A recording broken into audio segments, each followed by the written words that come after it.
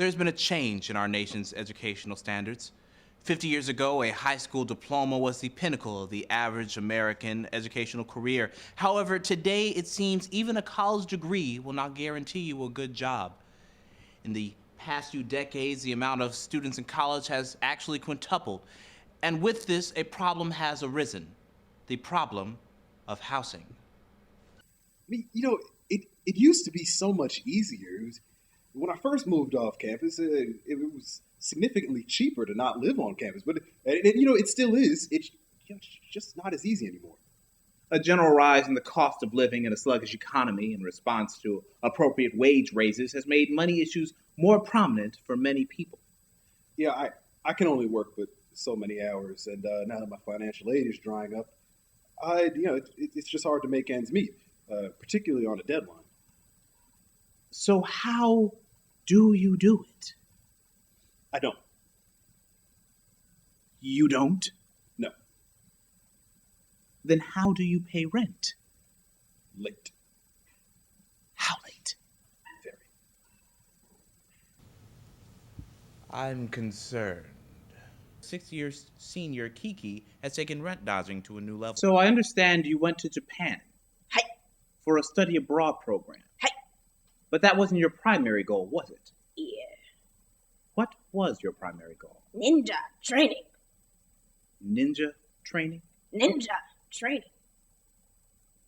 Why? The semester before I went to Japan, I was evicted from my apartment. I spent a few nights in my friend's car. Then from their couch to couch. I finally decided, enough is enough. So you became a ninja? Hey. I traveled to Oregon with Kiki to gain a greater understanding of the life she leads as a full-time student and rent-dodging ninja. So, is this the boarding house where you used to live? Hey. What's wrong?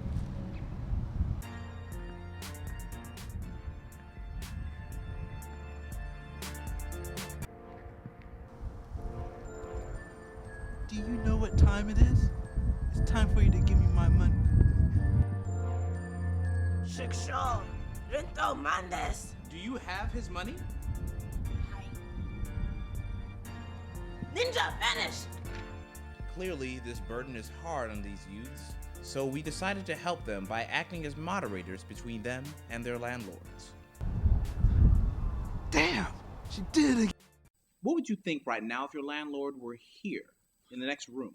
Well, it depends on whether or not you're joking. What if I weren't?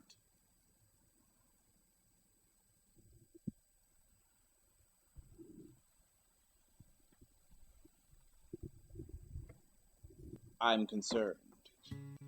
Leroy to sit with his landlord and talk out a solution for their mutual problems. And so they did. Leroy's landlord entered, and after a few pleasantries, Leroy began with the arduous task of relating the troubles, misfortunes, and setbacks that had befallen him in recent years. He spoke of increases in tuition, gas prices, and the scarcity of financial aid. He detailed the difficulties involved in juggling a full-time job and a full class schedule. He even told us of the girlfriend who left him because he couldn't keep gas in his car and how he lost his job after his car was totaled. Ironically, by his boss/ex-girlfriend as retaliation for being a, quote, broke shiftless. He told him about his mother's failing health, his sister's gambling problem, his cat's insatiable desire to destroy furniture, and his untimely death at the hands of his dog, who soon after met its death under the tires of the tow truck sent to retrieve his totaled vehicle.